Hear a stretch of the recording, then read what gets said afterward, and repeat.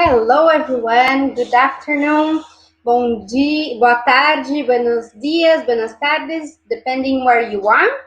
My name is Barbara Lutierzo. I lead the UK government education activities across Latin America and the Caribbean. And it's a real pleasure to be here today to our very first Education Week. So throughout this week, we will discuss some of the challenges around education.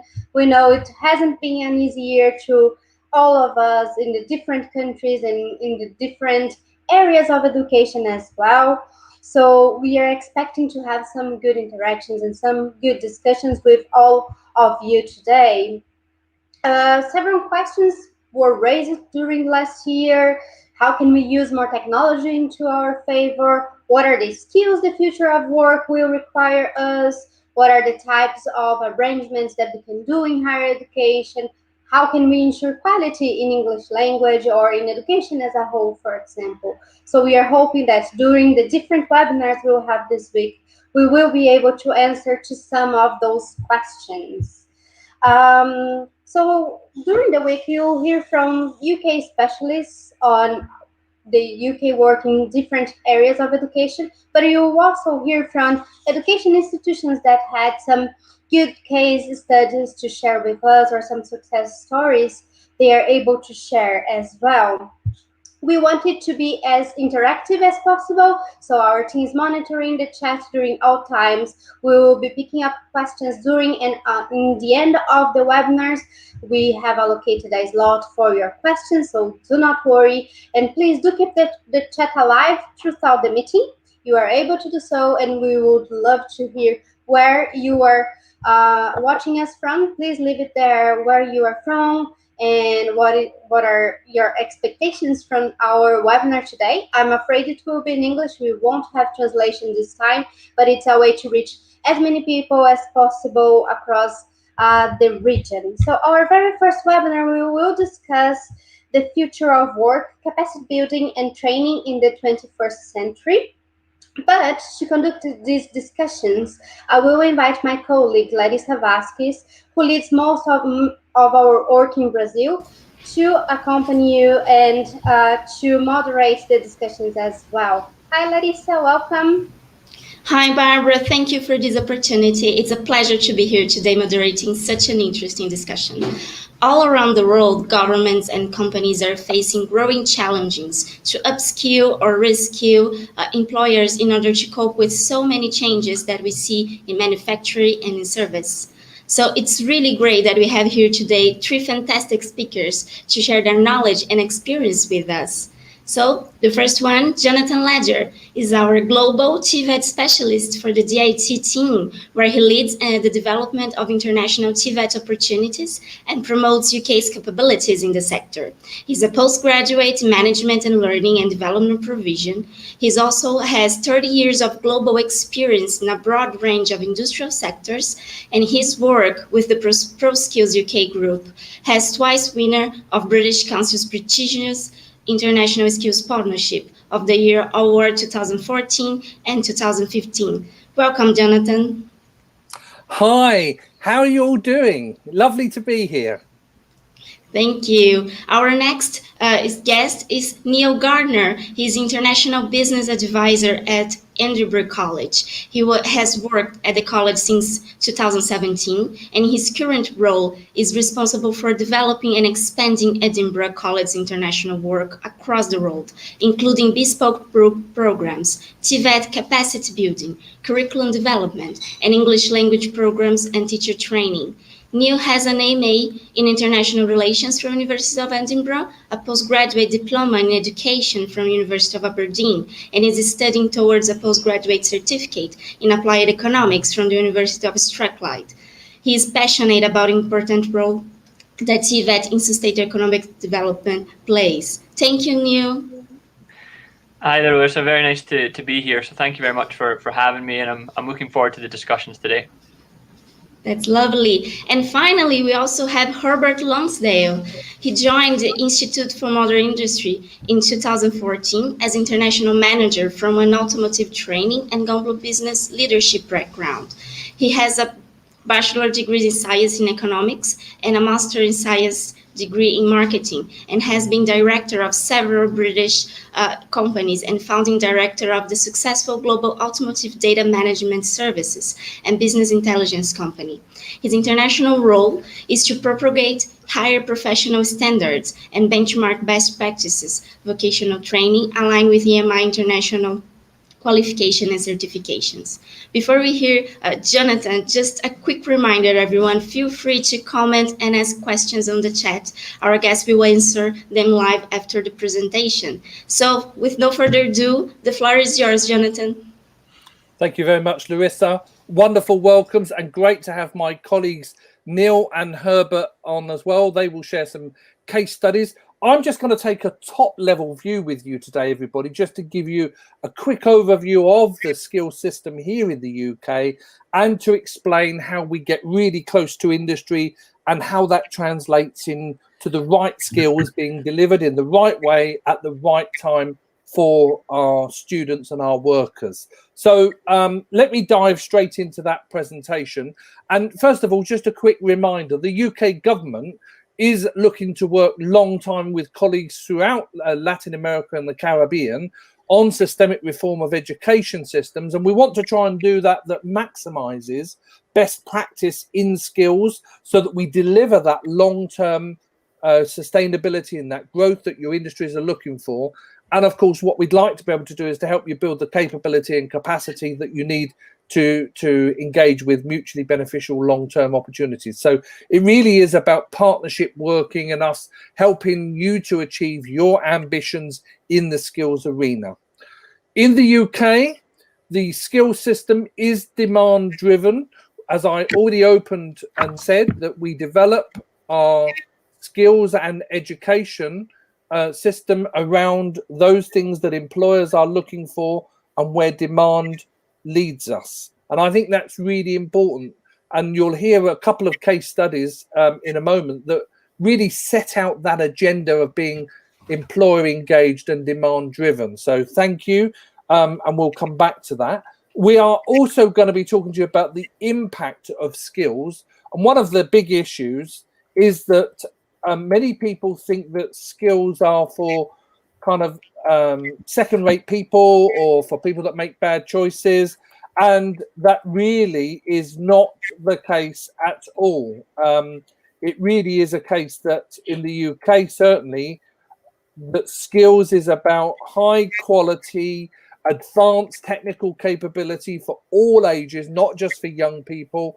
And we want to show you how you can maximize technical and vocational education in that process. So demand driven, high impact, it's got to be able to do what it says on the tin, and employers need to be able to feel that skills deliver something positive for them. And if you don't do that, then you don't engage with employers in a positive way and in the way that you might hope. So the UK TVET system is a bit complicated, but you know, if we kind of bring it all down to kind of 6 key areas, there is an industrial strategy and direction area, which is where employers work really closely with government to supply information about what skills they need in what sectors and subsectors, what job roles in the next 5 years, 10 years, 15 years. And sometimes, you know, with things like COVID, you know, we have to say, well, actually, the next 6 months or the next 12 months. So that relationship with employers is really strong. And we have a number of key enabling organisations such as sector skills councils, national skills academies, even our further education colleges and training providers. They all talk to employers a lot every day about what do employers want and how best can that be delivered with the network that we have available. So a wide range of intermediary bodies that are talking to employers and translating those skill demands that employers need and helping government to deliver that agenda. And then we have, if you imagine all of that information coming across government, it is used in different ways to then support the industry. So we have lots of government support coming down through, in this case, the Department for Education, whether that's funding, whether it's apprenticeships, all of these mechanisms will come through the Department for Education. and then fed into the training provision and the training assessment process so that the employers get what they need. Looking after that are two bodies. One is the quality of teaching is looked after by Ofsted. So if you take any money from government, whether it's for preschool, primary, secondary, or post 16, an independent inspector will inspect your education institute to make sure that it meets all of the requirements that is set out in the framework of quality of teaching and learning within Ofsted. And then for all of the qualifications that you deliver, there are inspection bodies as well. So in this case, it's Ofqual, who are the responsible regulator looking after the register of regulated qualifications. They work through a network of awarding organisations with the training providers to ensure that the qualifications are delivered at the right standard, and that standard is the same no matter where you are in the UK or across the world. So 6 key areas, and those 6 key areas haven't really changed in 30 plus years. They have different names, different ministries from time to time, different training organisations, but the functions that you see on screen with the orange boxes all remain the same as they did when I left school 30 years ago. And that's really important for consistency of the approach that you take over the long term. So our skills ecosystem, if you imagine in the blue area, in the dark blue area, these are the things that can change. Different companies come along to deliver training, different colleges, different universities, and all of those can, change. It doesn't matter. The one at the center is the learner. That's the most important person, and everything we deliver is around the learner or the worker.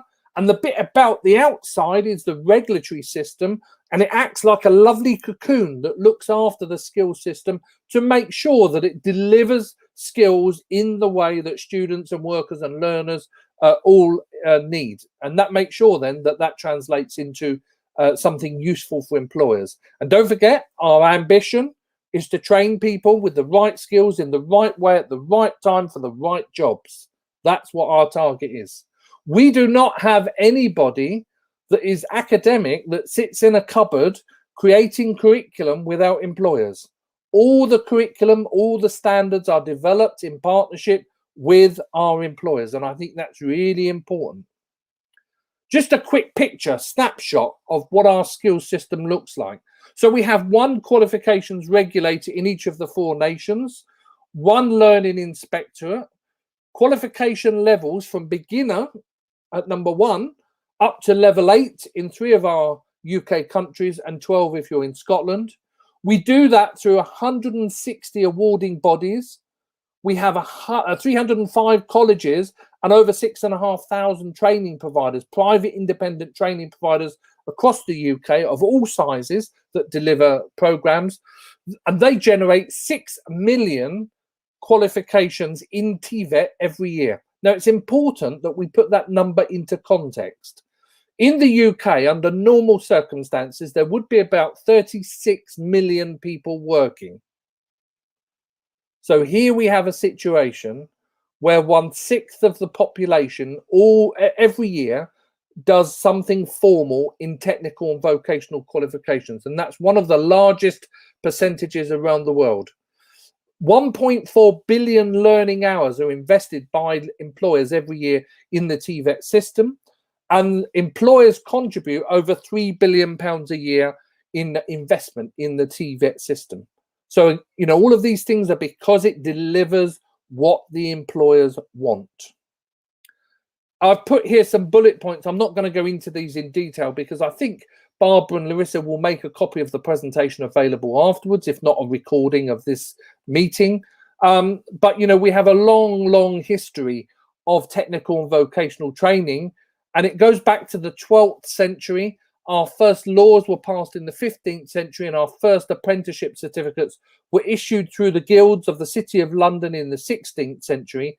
And we have shown actually that this global collaborative approach that we have is used by other nations. So whether it's Canada and Australia or the Germans, everybody has built on the UK experience of apprenticeships and that dual learning process. And I'm going to come back to dual learning in a moment. At the age of 16 and 17 and 18, young people can leave school and they can go into education. into higher education, but they can also choose to go into technical and vocational routes. We have a new technical level qualification, which is equivalent to 3 academic qualifications, because it includes technical and vocational education, and it is coupled with a work placement over a period of time within that framework qualification. And if you have, and this is the beautiful thing I think about the UK system, if you have the academic pillar, we have the TVET pillar alongside it, and you can move between the two at any time in your life, because you get credits for the work that you do in academic, and they can be used in TVET, and vice versa. You can use your credits from TVET to go to university. So there is no real distinction in the type of learning. It's about the approach to learning that's most important. And as life changes, because life does, as life changes, your qualification system needs to move with you. So our system allows you to go left and right and up and down. And if tomorrow I was made redundant, then I could go back to the bottom of the ladder, start new qualification, take some credit with me, and climb another ladder if I needed to. So that's the beautiful thing about having those two pillars aligned. I mentioned the dual model. So everybody thinks that the Germans invented the dual apprenticeship model. Actually, the UK has had this for nearly 400 years, and it's worth bearing that in mind. So all I'd ask you to do, if you want to know about education and workplace coming together, come and talk to the British. We'll help you with a model that fits your country, not a UK model operating in your country. We want to use our global expertise to help you build the right kind of model for your country, your workers, and your learners. The best apprenticeships in the UK actually are the ones, because we have degree apprenticeships, and we can go from level 1 all the way up to doctor level without ever stepping inside a university. And I have to tell you, I'm a product of that environment. I've never been inside a university, but I do hold 2 degrees and a postgraduate, all earned at work whilst I earn money.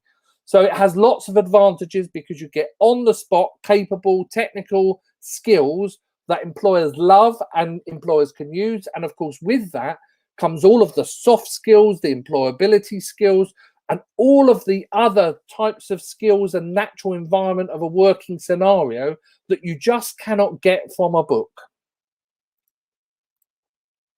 So we are living in slightly different times. Everybody keeps talking about a new normal, but the new normal has different impacts depending on who you're talking to. So here is a graph, and this shows the number of people in each of the age ranges and how they've been affected by COVID. And the biggest impact in the UK is actually with young people. Employers have, if you like, had to make them redundant first or lay them off first. There's lots of different reasons why, but it is the young people that have been most affected, but they are our future. And so we have to find ways to make sure that we use this opportunity to give those young people skills in a tool bag that they can take on their journey throughout life. 75% of young people in education today are the ones that will do jobs in 20 years' time, and we don't know what those jobs look like. And let me give you an example. Every single one of you probably has one of these things, and it's called a mobile phone. That didn't exist when I left school.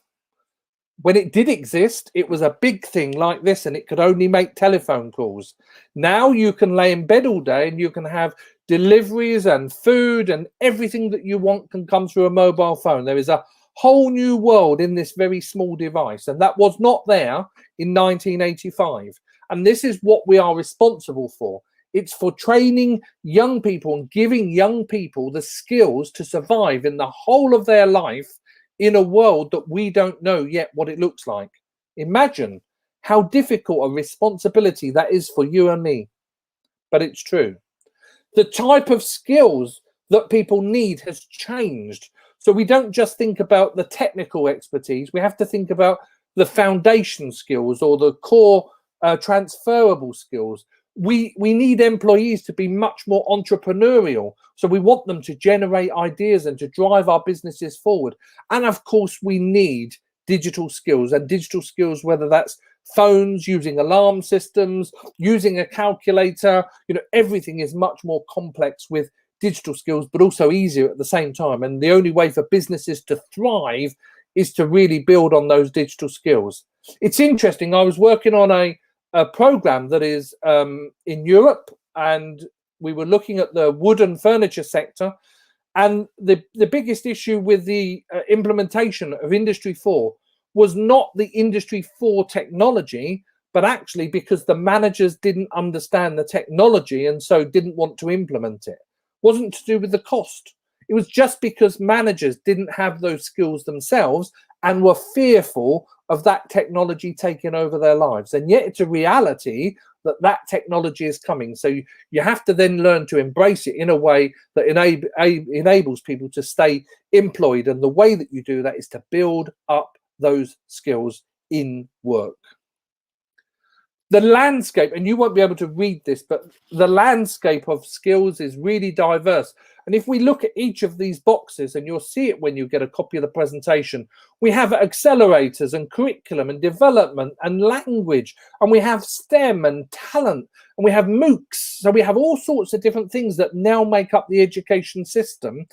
And one of the big areas where we need to think about is everyone's talking about remote learning and tech and what we will have to do from using the internet. But actually we need to think about those parts of our countries where they don't have high-speed internet and they are what we call low tech, and so we need different solutions for them, maybe using TV or radio. And so don't just think it's about big flash computers and flash mobile phones. It's about low tech as well as high tech solutions, and that's what this landscape is all about, creating something that is a fit for everybody that's in your society. If you create the right kind of skills, you then have to have a task of looking at the return on investment. And I'm not going to go into this because I think my colleagues have a bit of an example of how they're working towards identifying the benefit for countries. But it is about, and this is where there's always a mistake, measure where you are before you start and work with a company, even if it's on one measure of how many cups come off the end of a production line.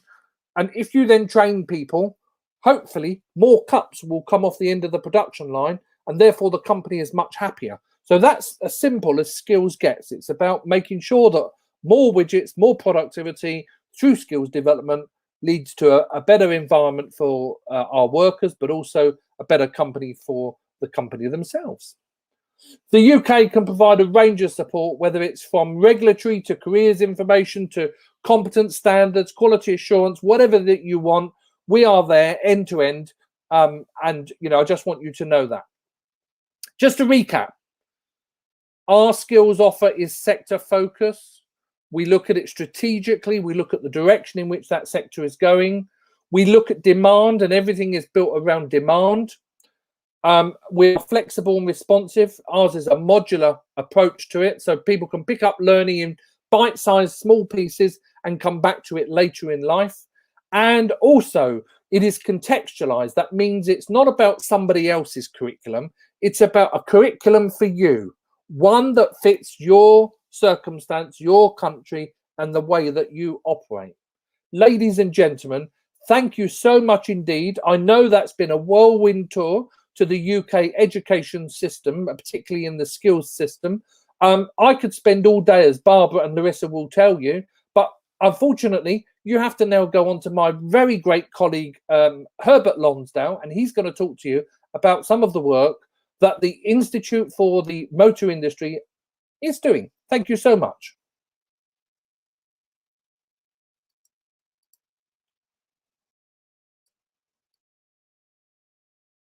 This particular webinar is the title of Future of Work and Capacity Building in the 21st Century. And I thought, actually, what a better place to start than perhaps look at that area of new energy in automotive, because that's where the IMI is particularly involved. Because the IMI, for those of you who don't know, is the world's only automotive-specific professional body. We're a sector skills council in the UK for automotive, and we're also an international awarding organization. So I've chosen to talk for a little while about a study that we won from a tender from the DIT regarding the state of Chihuahua in Mexico. That particular state has a very large automotive cluster, and they had a commission in mind to help them to develop what we might call the new energy talent building with regard to electric vehicles and how they find the right people with the right talent and the right skills to help them to maximize their productivity in that state. But also, I want to do it in a way that is not just perhaps to outline, as it were, the details of what we actually did and are doing, but maybe also to outline, if I can, the approach and thinking that we had and which we applied to the project, which we think is relevant to those who commission projects, as well as those who want to win projects as providers. So I hope this will be useful and interesting to you in that context. Thank you, Jonathan.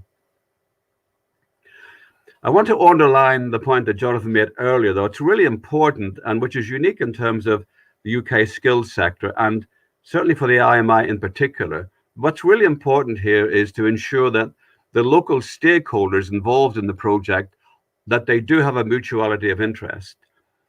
As far as we're concerned at the IMI, we are led by employers. We are led by the standards that automotive manufacturers and others develop in conjunction with us around the world in order to ensure that those who provide the standards, develop the training to meet the needs of employers do have a mutuality of interest. So in cooperation with the department, we set out to ensure that all those people who have a particular benefit that can be achieved from this project, that is, and they're listed there, they are employers and also the state's management, Ministry of Education system and others, to ensure that everyone has an interest and therefore an investment in making the project work.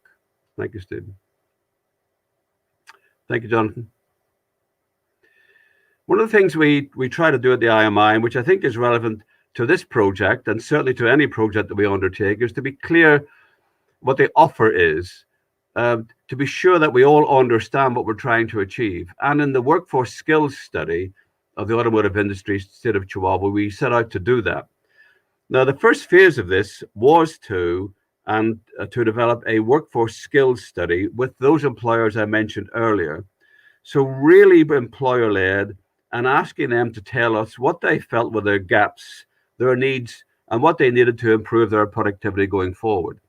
So we were able to win the commission to develop and publish and create a workforce skills study that went out to many of the employers to ask them how they felt about their own system, what their needs were in their business, and indeed the more strategic needs of the state in which they were working. So we set out to identify these as clearly as we could in terms of what is the aim, why are we doing it, and how will we achieve it?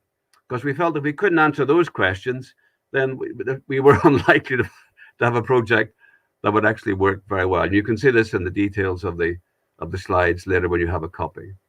Thank you, Jonathan. Another important aspect we believe too, and which is very relevant in this particular case about electric vehicles development, skills and development in Chihuahua, is to have a strategic understanding of the needs. We didn't want just to look at this in isolation as just another project, but also we wanted to understand how does this particular project, electric vehicles leading to the right skills, and what solutions would actually make a real contribution in the context of Chihuahua. So again, an important point, I think, of the British system and the IMI in this case is that we're not talking about parachuting people in order to, as it were, adopt ad infinitum a UK system, but to use the principles, the processes that have been proved to be successful that can be contextualized and flexible to make it work and be doable in the local context. And that's really important about what the IM is doing in terms of local partners and to ensure that solutions are not just theoretical and academic, but particularly practical, which deliver real solutions, both for the commissioning parties and importantly for the employers. So this particular survey to identify the needs of employers was the first step in this project to understand the needs, understand the critical skill gaps, and to identify the skills shortages that would impact on the employers in Chihuahua and which would have an impact too on the strategic needs and directions of the policymakers at the Ministry of Education and others in order to understand the current and predicted trends in the labour market, so we could bring together and harmonise education provision with labour market demand. So that integration of employer-led activities, policies and strategic approaches to bring together employers and providers in terms of the education, both public bodies and private, is really important. We also wanted to make sure that we had a real understanding of those who were investing in the Chihuahua market, and also the opportunities that would come about from the United States and Mexico and Canada new trade agreements. So all of these important things in order to demonstrate that we would build as a UK provider on the work that had taken place already, but contextualize it to real practical solutions for TVET in Chihuahua. Thank you. Jonathan, thank you. Also, what we think is really important is to be clear about the benefits, those who are commissioning and those who have to deliver, to ensure that we really understand what is the key aspects. And in this case, we're looking at to identify capacity and capability as being central to delivering the right numbers of work-ready skilled people. There have been initiatives in the past in this state, as in other parts of the world that we've experienced, which is involving other more structured approaches to TVET solutions, which have been disappointing in terms of the numbers in the end of people who became engaged, i.e. apprenticeships in particular. Several hundred apprenticeships in a population of many millions is not a very good outcome. So one of the important aspects about the IMI and the UK apprenticeship system is that it's scalable and it's doable. So we also want to make sure that we understand the purposes that are relevant to the project. And here you can see we identified 8 particular core outcomes to be sure that those who were involved, both the employers, government bodies and providers, could see their particular point and the investment and benefit to them, the economic and social rationale, the sector breakdown and the situation analysis, how it related to the national and state situation, how do we get sustainable success, capacity building, how we make the transition, and how we ensure that the curriculum and qualifications developed are adequate and right for the skills that are required to make a real difference for this particular project. Thank you, Jonathan.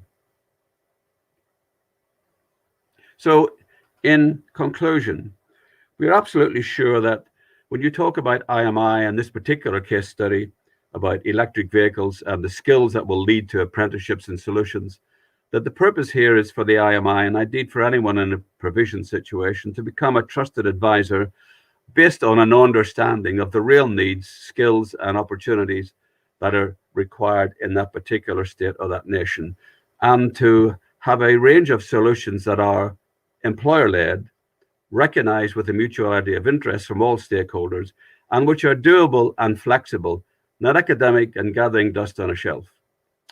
So I hope this has been useful and interesting to you. I look forward to any questions you may have after the presentations. Thank you.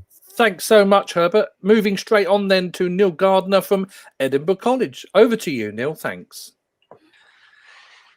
Thanks very much, Jonathan, and thanks for your overview of the skill system in the UK. I think there's quite a few themes that you spoke about that I'd like to sort of pick up in my brief presentation. Thanks also to yourself and your colleagues at DIT for organising the webinar and for inviting me to be a part of it. Today, I'd like to talk briefly about Edinburgh College, about our recent work in Latin America, and a little bit how I think that fits in with today's theme on the future of work and the position of capacity building and skills training in the 21st century, and especially the important position these things have in terms of building towards a recovery from the crisis. By way of an introduction, for those who don't know, Edinburgh College is a large technical vocational college that serves Scotland's capital city and the surrounding region. We've got some 26,000 students studying across a broad range of subjects, from engineering, construction and the built environment, through to things like IT, tourism, hospitality and the creative industries. The college has a large international footprint as well, and we work with partners in countries across the world on some of the things that Jonathan spoke about. We provide bespoke group programs, TVET capacity building, curriculum development, and we also do a lot in the area of English language and teacher training as well. So as International Business Advisor at the college, it's my job to develop and expand these partnerships, and I'm delighted to be speaking with you all today. I'd just like to talk really about a couple of recent projects, similar to what Herbert's done, sort of case study projects about our work in Latin America recently. And hopefully these can demonstrate a little bit of the impact that UK TVET expertise can have in supporting capacity building and skills training in the region. The first of these projects was as part of a consortium that was led by the UK's Association of Colleges, and it involved the delivery of bespoke training for groups of Brazilian undergraduate students who are sponsored by the Brazilian Ministry of Tourism. Through the programme, we welcomed 2 groups of Brazilian students to study with us in Edinburgh on a bespoke 3-month course. And this was really aimed to develop student skills in key areas like English language, hospitality management, marketing and travel and tourism, tour guiding, customer care, that sort of thing. The students on the courses studied best practice in the Scottish tourism sector, and they also got hands-on practical experience of hospitality management through working at the college's commercial training restaurant. After returning to Brazil at the end of their programme, the students were sort of required to speak with the Brazilian Ministry of Tourism on potential good practice that could be adopted and ideas that they had as a result of the course. So in terms of the impact of the programme, I think what we saw was a development of a young cohort of Brazilian students who would return to their country with new ideas, more experience, and a global perspective that they could then take with them into their careers in the industry.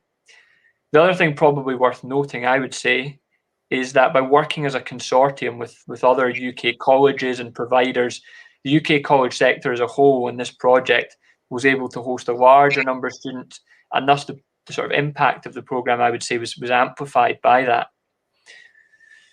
Just the second project, if I may, that I'd like to speak about that was in a similar subject area, but was a slightly different type of programme, was in Panama.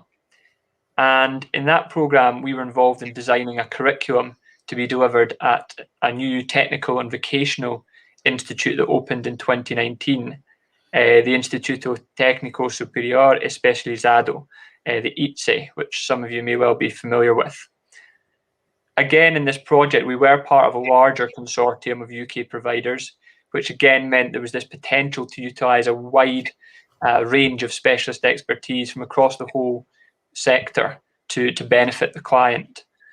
Our part of the project as Edinburgh College was to design the curriculum plan for a 2-year tour guiding course that was to be delivered to students in Panama at this new institute. And there was a real focus again, and this is something that both Jonathan and Herbert touched on, there was a real focus on developing specific skills for employment in the industry and relevant to the context that existed there.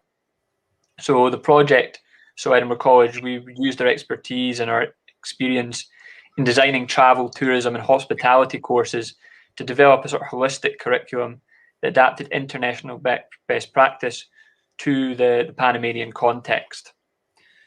So the finished product, or the finished programme as it were, that included things like instructors' guides, assessment methodology, schemes of learning, sample lesson plans, student guides, skill building exercises, and they're all now in use at the Institute. So again, if we're talking about impact of that project, I think there was quite a large impact. I mean, in the short term, having a really employment-focused and employment-driven and employer-driven curriculum really does help, I think, to bridge the skills gap between the current workforce and the workforce or the skills requirements of the industry now and in the future. And in the longer term, I think, is obviously the case that has the potential to contribute towards higher productivity of the workforce and ultimately stronger economic growth, which is, ultimately the aim when we're looking at skill systems. And that probably sort of in a roundabout way brings me to my concluding point. And I think that for countries around the world, developing an education and training system that supports the skill needs of local and national industry is a key driver of economic growth. That was true before the pandemic, and in my opinion, it's probably become even more true as across the world we look to try and plot a way towards recovery. And so I hope I've managed to give you a bit of insight into the ways that UK TVET expertise can play a part in that global effort. And at Edinburgh College, we're always looking to work with new partners in the region. And so if you have any questions, I look forward to speaking to you in the question and answer session that follows. So like I say, I've kept my presentation quite short because I know we want to do that. We want to have that interactive question and answer session. So I'll maybe hand back to Jonathan just now, or Larissa perhaps. Thank you. And we'll speak then. Thank you. Thanks, Neil. Thanks so much. Brilliant. Thank you. Thanks to Herbert and to Neil.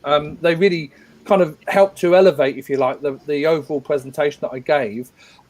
And just before we dive into the question, I just want to pick up on a comment that Anna Carolina has made there about further education programs and being focused on skills needs.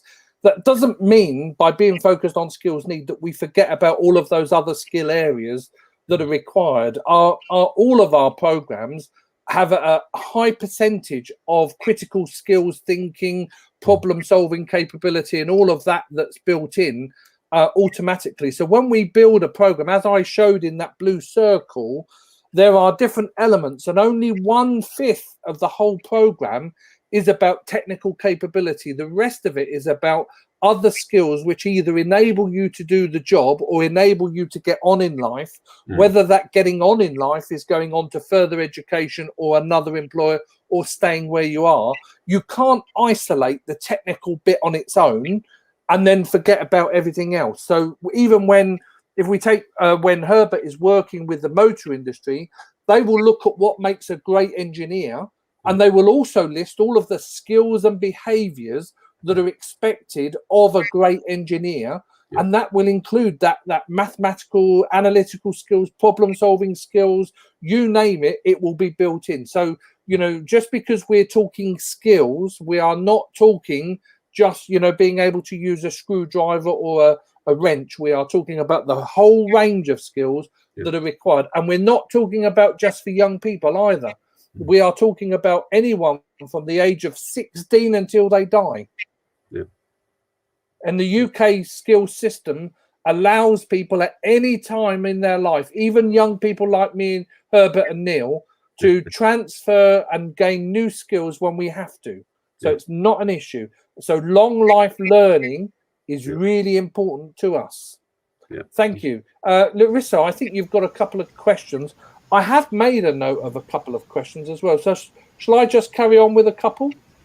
Thank you, Jonathan. I would like to thank you, Neil, and Herbert for the presentation. It was really great to see. I just would like to comment that it's striking how the future is uncertain and how you mentioned that so many jobs will be creating in the future, and how it's important that we have collaboration between government, employers, and training centers. And it's really great to see the case studies that Neil and Herbert presented, and how the UK model can be an inspiration perhaps for other countries, as in your presentation, Jonathan. And just to point here some questions that we got here in the chat, maybe we can talk about how digital skills, how technology due this COVID pandemic and the need for social distance and remote learning is impacting COVID.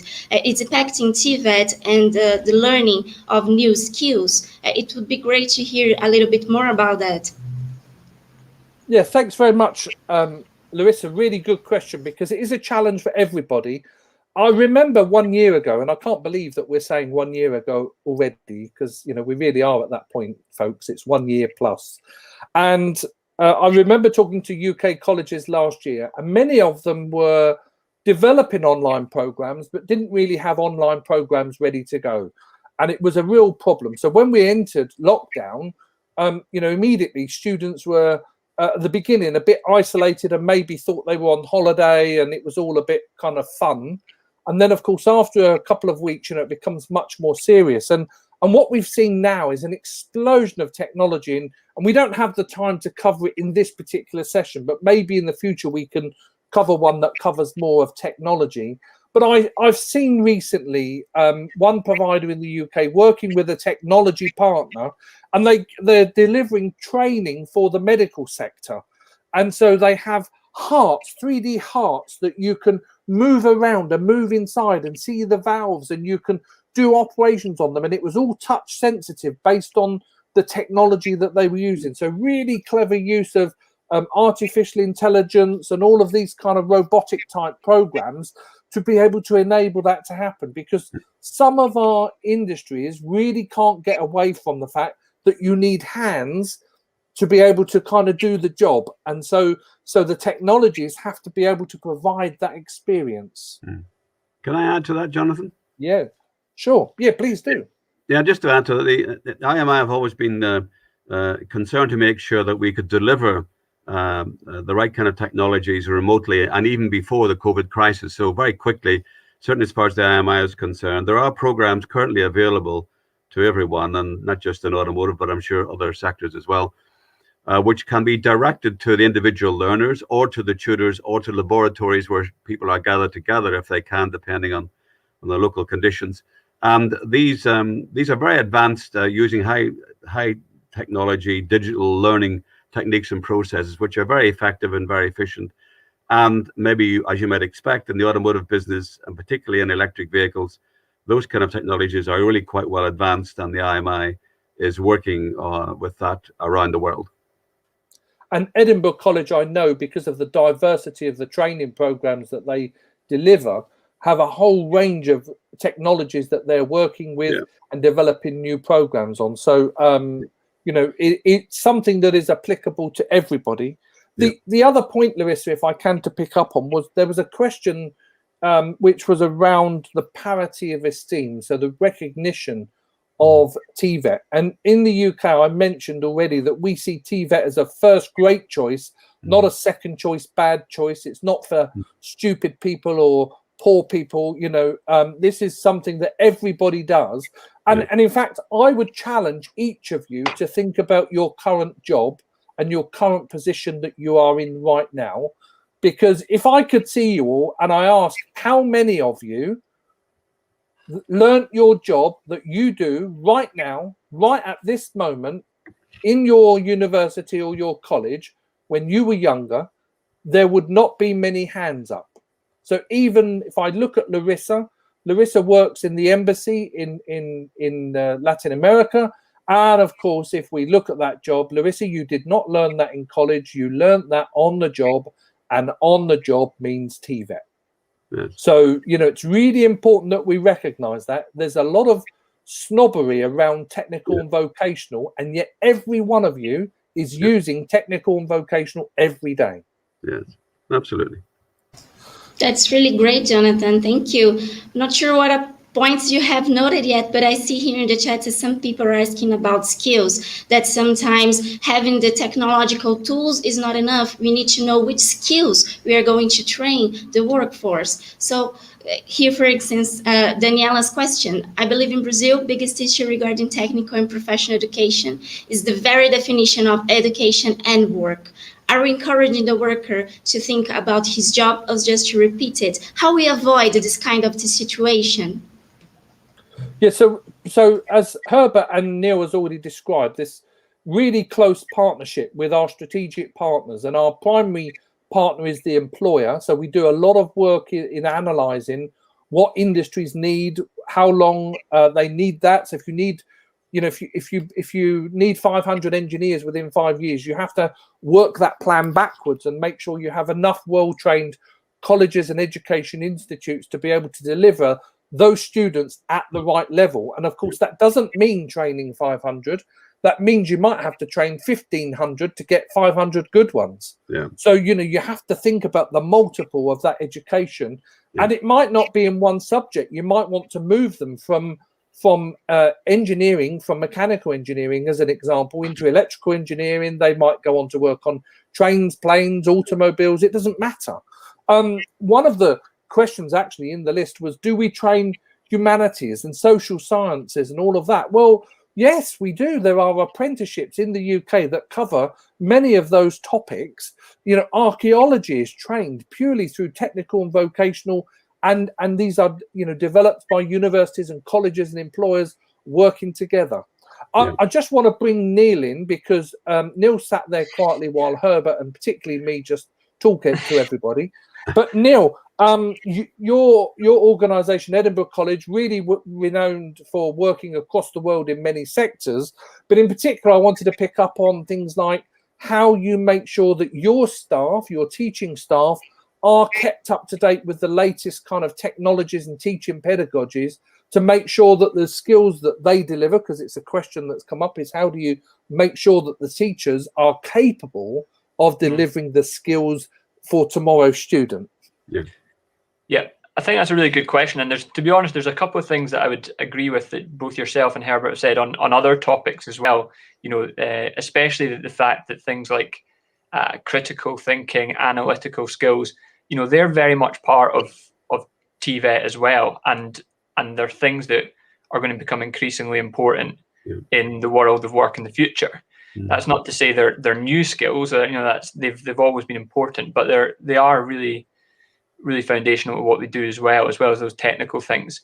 Regards to your question about our lecturers and our trainers, we have a lot of lecturers and trainers who are from an industry background and who maintain those strong links in a variety of ways, and are kept, you know, on top of latest developments and such through those industry links as much as anything.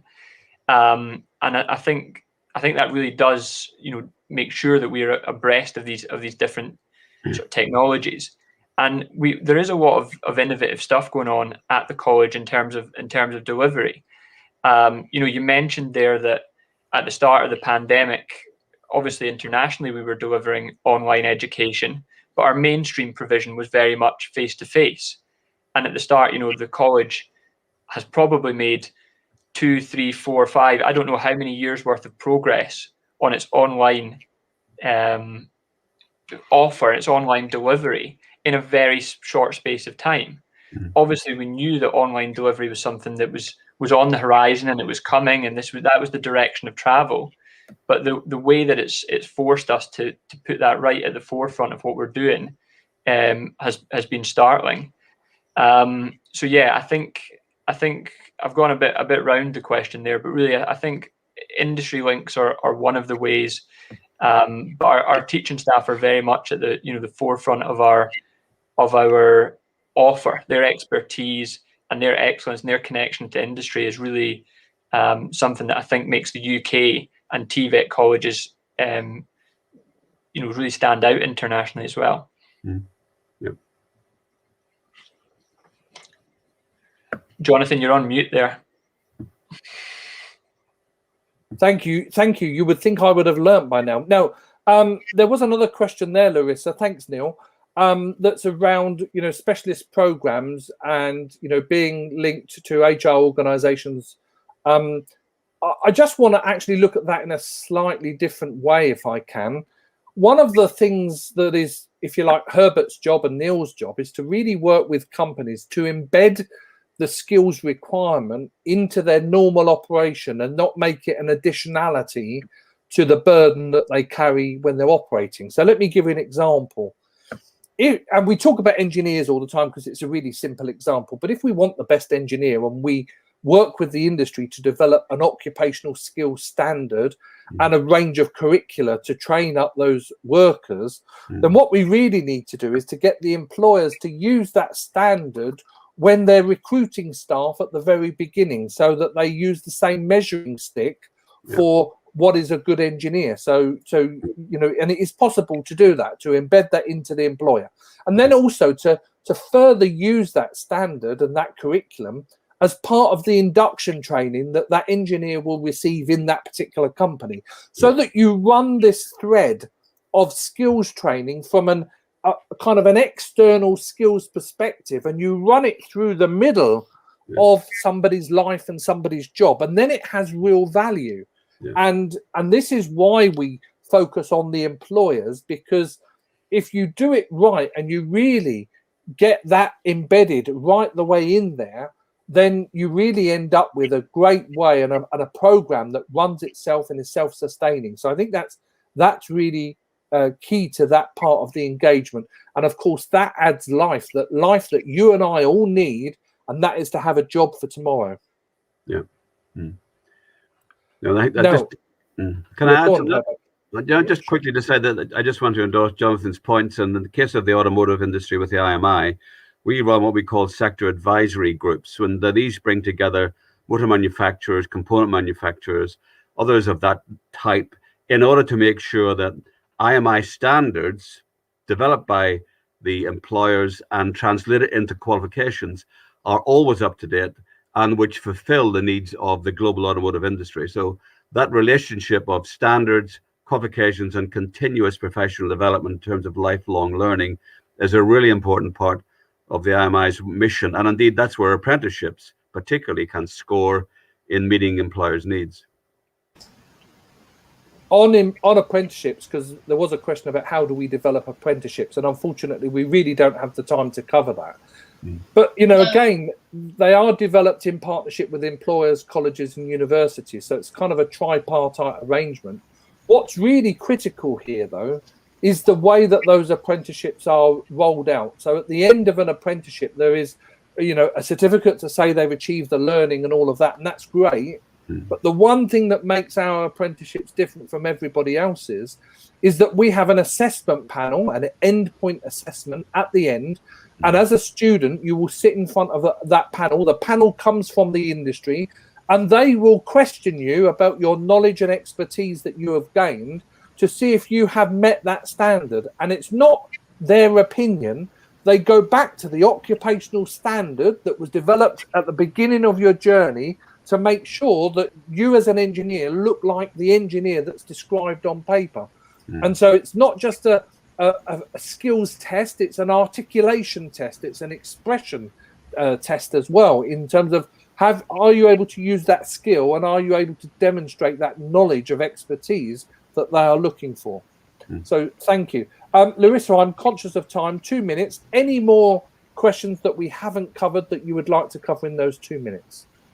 Unfortunately, I don't think we can cover them in depth. There are really interesting questions about connectivity, how we can deal with that, or even how we can connect TVET with the wider education system, for instance, when we think about basic education. But as Barbara is putting here in the chat, we are more than happy to answer these questions offline. So you have the contact details, so you can send these messages to us, and you can forward them to you, Jonathan, and then be happy to liaise with them all these answers. So I would like to come to an end. So thank you, Jonathan. Thank you, Herbert. Thank you, Neil, for all these explanations. TVET is a world of so many details, so many links to explore, and we definitely would like to take this forward with other events on this subject. So now I'd like to pass it over to Barbara for the final remarks. Thank you very much, Larissa, Jonathan, Herbert, and Neil. It's been an exciting webinar and really good to hear from you. I was just going through the chat. Thank you, everyone, for being so engaging as well. This is just a taste. I know this is an issue that we could be speaking for hours, but please reach out to us if you are interested in learning more about opportunities, possibilities, and how we can work together moving forward.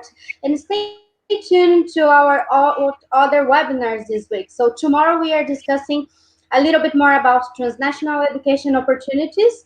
So how can we be more flexible or even innovative in this new world?